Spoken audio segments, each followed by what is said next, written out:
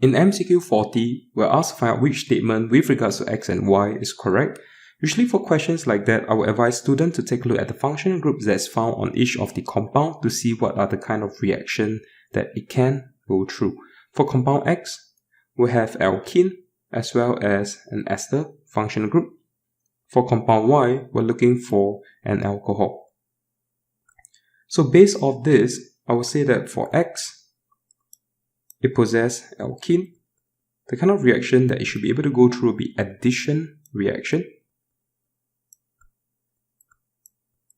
which includes the following category of hydrogenation.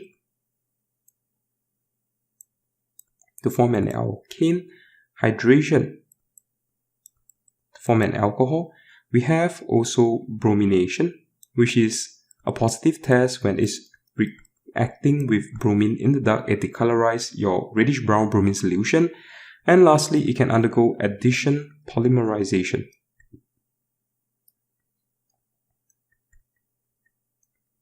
Ester functional group, at least for the context of O level, there are no reactions that it can actually undergo. For the case of Y, we're looking for the functional group of alcohols. And with alcohols itself, we'll see that it can undergo oxidation to form a carboxylic acid.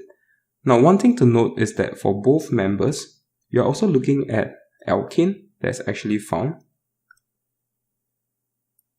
And we have your ethyl as well as your methyl, and that means that both X and Y with alkene, it can undergo the process of substitution reaction.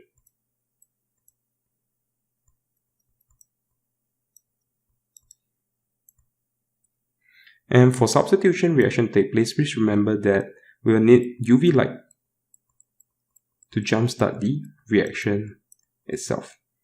So going for the first option, X and Y both contains 4 carbons. I would have often recommended for us to display X and Y in full structural formula.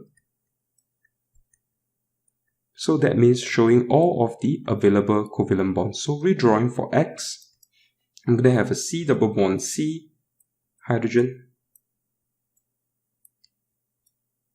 with an oxygen, C double bond O, and for CH3, I will expand to show the 3 hydrogen that's actually attached to it. So you can see for X itself, we have 1, 2, 3, and 4 carbons. Now for the case of Y, I'm going to have carbon, hydrogen, OH, the methyl I will be expanding out. And for ethyl, we have a CH2 and another CH3. Doing the count over here for Y, you'll see that there is 1, 2, 3, and 4 carbon. So option number 1 is correct. A, B, and C are still inclusive, but not for D. In option number 2, we're going to see that X and Y contains a carbon atom that has 4 different groups that's attached to it. I can't see any for X itself, but for Y, we do see the attachment of a methyl group, a hydrogen, and ethyl group, as well as an alcohol group. So this only applies to Y, but not for X. So in this case, option number 2 is out.